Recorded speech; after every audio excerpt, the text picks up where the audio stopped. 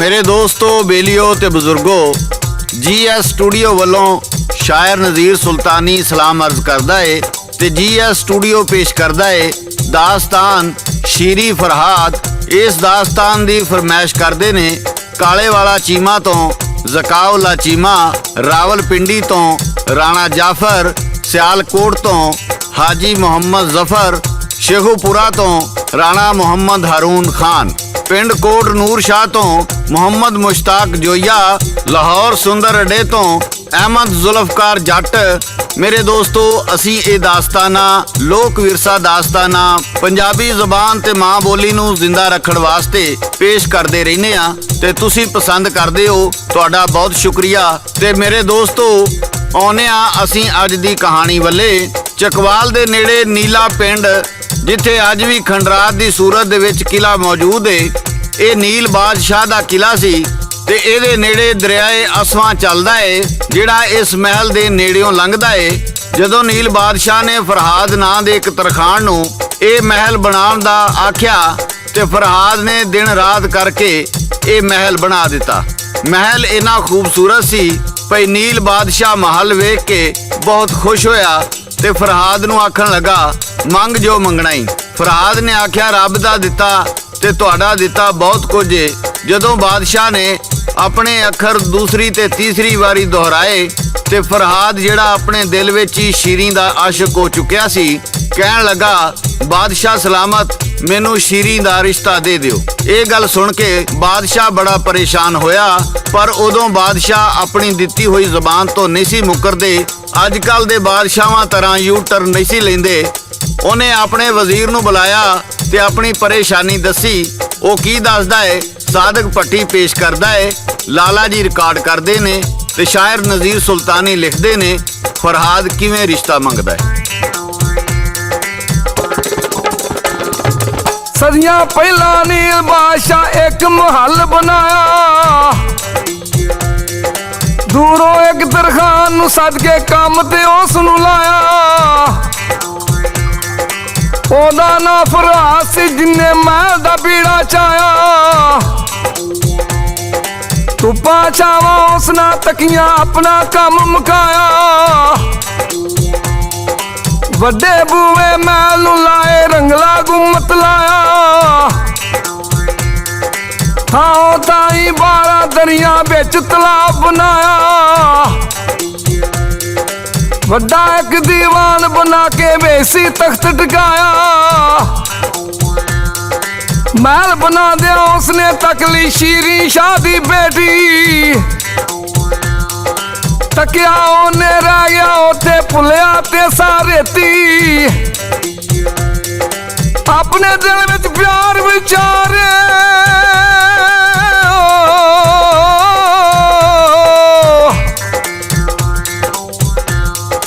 अपने दिल विच प्यार विचारे शीरी मिल जाए छेती।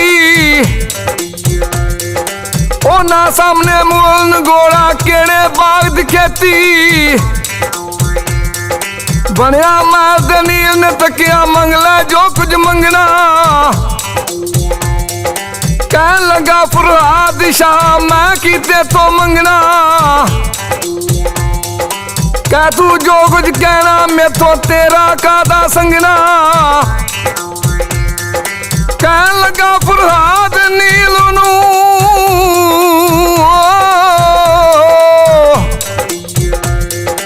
कहन लगा फरहाद नील नूं, जे तू मैनू रंगना। शीरी दा दे रिश्ता मैनू जे तू शाह देना। सोचन लगा नील बादशाह ए ते मैनू मेना।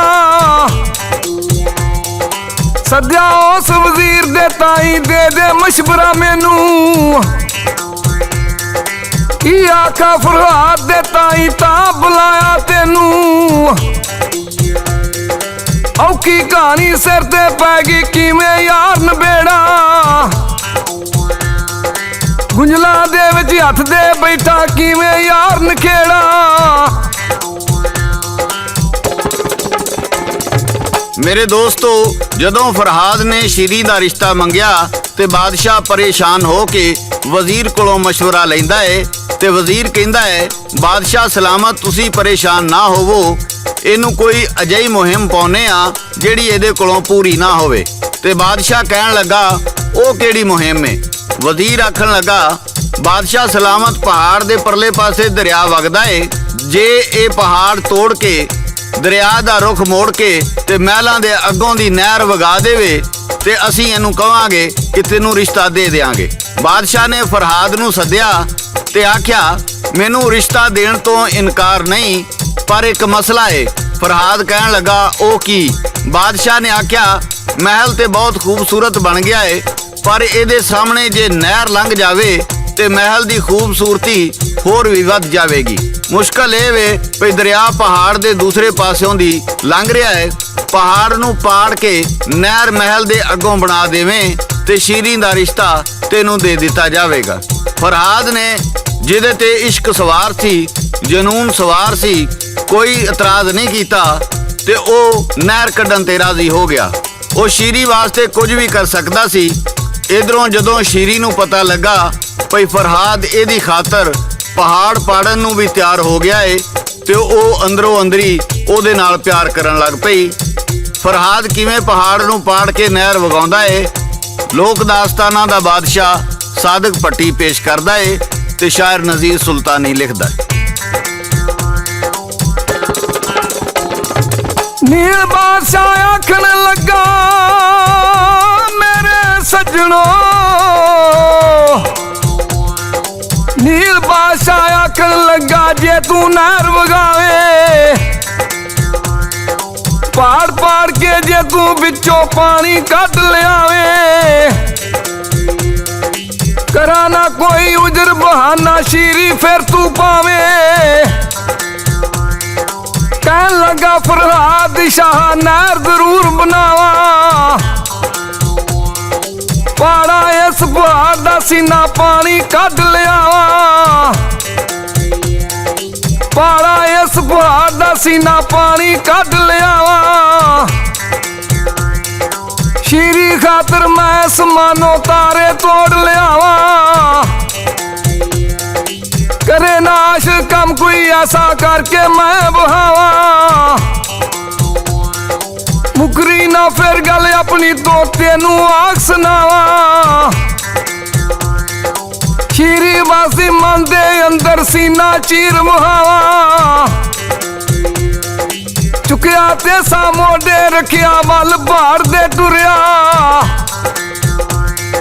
किन्ने हफ्ते पड़दिया लंघे ओ जितो ना हरिया, कहंदे लोकी खिजर खुआई ने हथ मोडे ते धरिया,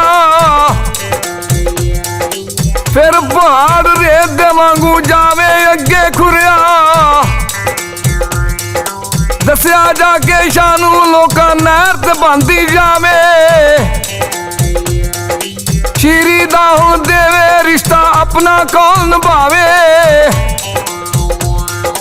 ਲੱਗਾ ਸੋਚਣ ਮੱਥਾ ਫੜ ਕੇ ਮੇਰੇ ਸੱਜਣੋ, ਲੱਗਾ ਸੋਚਣ ਮੱਥਾ ਫੜ ਕੇ ਸ਼ਾਹ ਕਿੱਧਰ ਨੂੰ ਜਾਵਾਂ, ਕੀ ਕਰਾਂ ਮੈਂ ਹੁਣ ਵਜ਼ੀਰਾ ਬਾਦਸ਼ਾਹ ਫਰਮਾਵੇ, कहन लगा वजीर तू शाह बुला दे अपनी गोली, गोली दे कन्नी उस वजीर ने बोली सी एक बोली, रोटी लेके गोली आई गल फरहाद सुनाई, शीरी देसी मर गई राती तेनू मौत नहीं आई, सुनिया ए फरहाद ने जिसम तेसे नो कुमाई, मार के तेसा सिर अपने में चमोया यार शुदाई, मार के तेसा सिर अपने में चमोया यार शुदाई।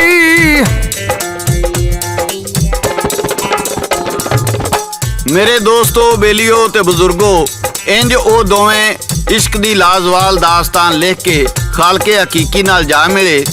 मेरे दोस्तों, असी ये दास्ताना ਲੋਕ ਵਿਰਸਾ ਦਾਸਤਾਨਾਂ, ਪੰਜਾਬੀ ਦਾਸਤਾਨਾਂ, ਪੰਜਾਬੀ ਜ਼ੁਬਾਨ ਤੇ ਮਾਂ ਬੋਲੀ ਨੂੰ ਜ਼ਿੰਦਾ ਰੱਖਣ ਵਾਸਤੇ ਪੇਸ਼ ਕਰਦੇ ਰਹਿੰਦੇ ਆ ਤੇ ਤੁਸੀਂ ਪਸੰਦ ਕਰਦੇ ਹੋ। ਤੁਹਾਡਾ ਬਹੁਤ ਸ਼ੁਕਰੀਆ। ਤੁਸੀਂ ਆਪਣੀਆਂ ਫਰਮਾਇਸ਼ਾਂ ਵੀ ਕਰਦੇ ਹੋ, ਪਰ ਆਪਣੀ ਫਰਮਾਇਸ਼ ਦੇ ਨਾਲ ਆਪਣੇ ਸ਼ਹਿਰ ਦਾ ਨਾਮ ਵੀ ਜ਼ਰੂਰ ਲਿਖਿਆ ਕਰੋ ਤਾਂ ਜੇ ਤੁਹਾਡੇ ਸ਼ਹਿਰ ਦਾ ਨਾਮ ਤੁਹਾਡੇ ਨਾਂ ਨਾਲ ਲਿਆ ਜਾਏ ਤੇ ਇਸ ਗੱਲ ਦਾ ਪਤਾ ਚੱਲ ਸਕੇ ਕਿ ਇਹ ਫਰਮਾਇਸ਼ ਕਿਹੜੇ ਸ਼ਹਿਰ ਤੋਂ ਕੌਣ ਕਰ ਰਿਹਾ ਹੈ। ਇਹਦੇ ਨਾਲ ਹੀ GS ਸਟੂਡੀਓ ਵੱਲੋਂ ਸ਼ਾਇਰ ਨਜ਼ੀਰ ਸੁਲਤਾਨੀ, ਸਾਦਿਕ ਭੱਟੀ ਤੇ ਲਾਲਾ ਜੀ ਨੂੰ ਇਜਾਜ਼ਤ ਦਿਓ। ਅਸੀਂ ਫਿਰ ਕਿਸੇ ਨਵੀਂ ਦਾਸਤਾਨ ਨਾਲ ਦੁਬਾਰਾ ਹਾਜ਼ਰ ਹੋਵਾਂਗੇ। ਉਦੋਂ ਤੱਕ ਰੱਬ ਰਾਖਾ, ਰੱਬ ਰਾਖਾ, ਰੱਬ ਰਾਖਾ, ਅੱਲਾ ਨਿਗਹਿਬਾਨ।